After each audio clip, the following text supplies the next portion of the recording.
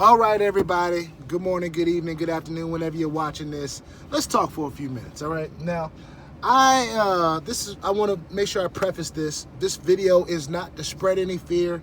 It's not to bash anybody, and it's definitely not to tell you what to do with your money, all right? This is just me breaking down what Loom-X just announced. Now, I want to preface this by saying I'm personally not in it. I'm not in Loom-X. I kind of watch from the side because if it's something legit, then it's maybe something I look into later on. But every indication that I've gotten from Loom-X has been it's not going to be here very long. So I've just been paying attention to it, right? Now, this is me. I'm personally interpreting it. I'm not a financial advisor. This is not financial advice. I am not your financial advisor. I'm just sharing with you guys why I think it's important for people in crypto to slow down and really understand what's being said sometimes and not just how it's being packaged. Now, if you're in Loom-X or you've been looking at it, you probably saw their official statement about upgrading their incentive structure. The headline sounds good, you know, compliance, sustainability, Binance Alpha, long-term value, all the words that we love to hear. But let's unpack what actually changed, all right? So the first thing that I read, first reason they gave, Loom-X says that this change is being made to align with Binance Alpha compliance requirements. Specifically, only 2 earning generations allowed, 2 levels, reward percentages capped at 10%, all right? Now, here's what I know to be the truth. Yes, exchanges do care about incentive structures, okay? Yes, projects do need to clean things up as they try to move towards listing a token and different things of that nature, right? But there is no universal rule that I know of, and feel free to enlighten me, that says every project must suddenly eliminate deeper rewards overnight, right? When a project says we had no choice, that's usually not the full story, okay? It's a decision, not a law. So they already have shown us that we need to be listening very carefully or reading very carefully what they say, okay?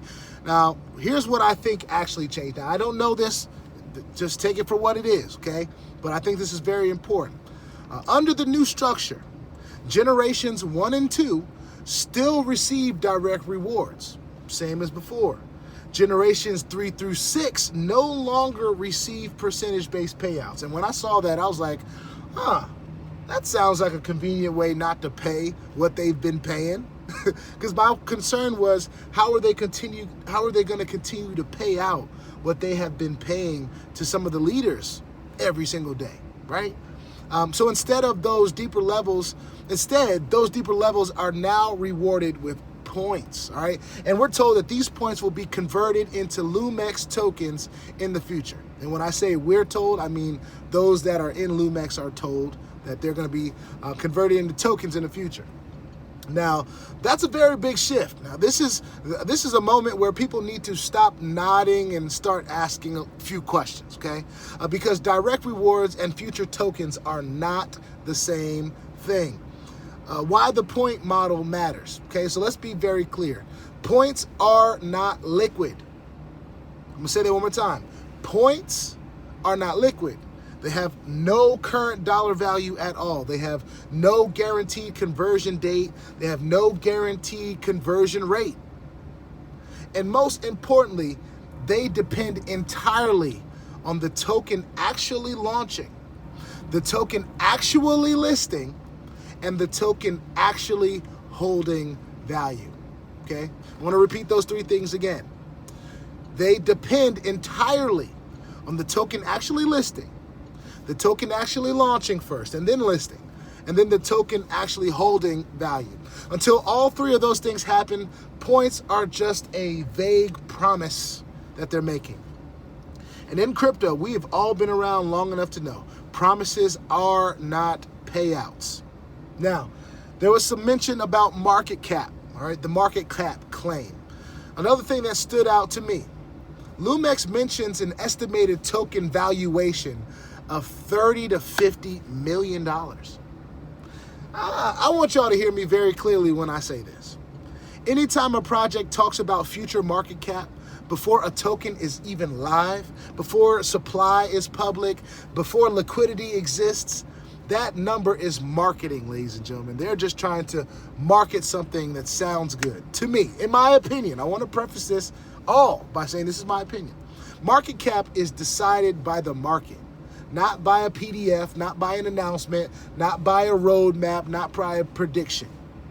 So when I hear numbers like that, $30 to $50 million, I don't quite get excited, ladies and gentlemen. I get a little cautious. Now, what this feels like, all right? I hope you guys understand a little bit of a pattern in this space, okay? And this is where experience starts to kick in. If you've been in crypto long enough, you've seen this pattern before. Early on, incentives are aggressive. As more people come in, sustainability becomes an issue. Then compliance becomes the explanation, right? Cash style rewards turn into points or future tokens. Timeline starts to stretch. They move the goalposts. Value gets pushed into later, right? Now, that doesn't mean that Loom-X is definitely going to rug or anything like that. I'm not trying to spread fear, but it does mean that risk has increased, okay? Especially for people in deeper levels. This move protects the platform first, okay? It protects Loom-X first, then the participants after. Now, that's just the reality of the situation, in my opinion. So, the key issue, all right, here's the key issue for me. The biggest concern isn't even the change itself. It's when the change happened, all right? People have been joining. It's been a couple months. They've built some very sustainable incomes, well, what they feel like is sustainable incomes, and shared under one incentive model. And that model has now been materially altered. Now, the $5, whether that gets changed or whatever that, the incentive beyond, around sending $5 every time it accumulates, that may not change. The amount of time it takes to get the $5 may change, but anytime rules change mid-game, trust takes a hit, ladies and gentlemen. It's hard to trust something like that, period. So here's my personal stance. Y'all already know I was never really fully convinced about Loom-X.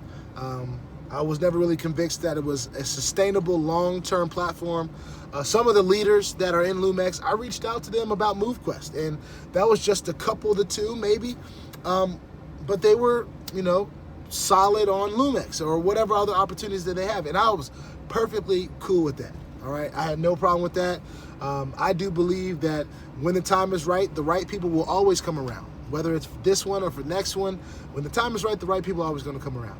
But I always had an issue with Loom-X and how it just felt like a lot of the rug pulls that we have been a part of before. Some of the most exciting ones, right? Like the crypto programs or the Garalis, if you've been around long enough. Never really thought Loom-X was sustainable long-term, and this update doesn't make me feel any more confident. It actually makes me feel a little bit more cautious for those of you that are in it. I want to preface this again. This is just my opinion. I am not in Loom-X. I'm speaking from the outside in, which I really don't normally do, okay? If I'm not in a project, I usually don't talk about it. But I know so many people that are a part of Loom-X that seem to not have learned the lesson, all right? I'm not saying this is an indictment, but I'm starting to read between the lines and I'm starting to see some red flags. Again, this is just my opinion. This is not advice. This is not a verdict. This is just my own experience being vocalized on my own channel. All right, so if you're involved, the smartest thing in my opinion that you can do right now is stop assuming future value, okay? Don't assume that it's just gonna be worth some crazy thing, that this token system is gonna work. Don't assume that. Start to ask some very clear questions, okay? Understand where your risk actually sits, all right? And please understand that what you hope to happen, what you think will happen, is not a real strategy, all right? So to wrap all this up, because I really didn't want to talk about this all that long, I'm sharing this because I care about people being involved in this space. I care about us learning the most that we can about cryptocurrency. I care about us avoiding situations that could come from platforms that try to take advantage of people. I'm sharing this because I care about people making informed decisions, not just emotional ones. I do believe emotion plays a part in how we attack things and how we defend ourselves from things. But we need to be non-emotional about this, and we need to ask some clear questions. Crypto will always have opportunities, but the goal isn't to chase everything, ladies and gentlemen. The goal is to survive long enough to win. All right. Now, if this helped you think a little bit clearer, or share it with someone who needs this perspective.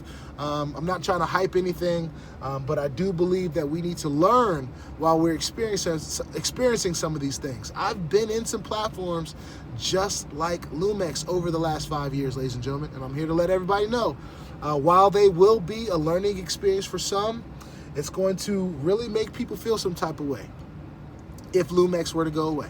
So I want to take this time to prep your mind, prep yourself, okay? Decide what you will decide. Make the right choice for you, always, okay? I promise you, I'm going to be making the right choices for me. And I will see y'all on the next one. Peace out.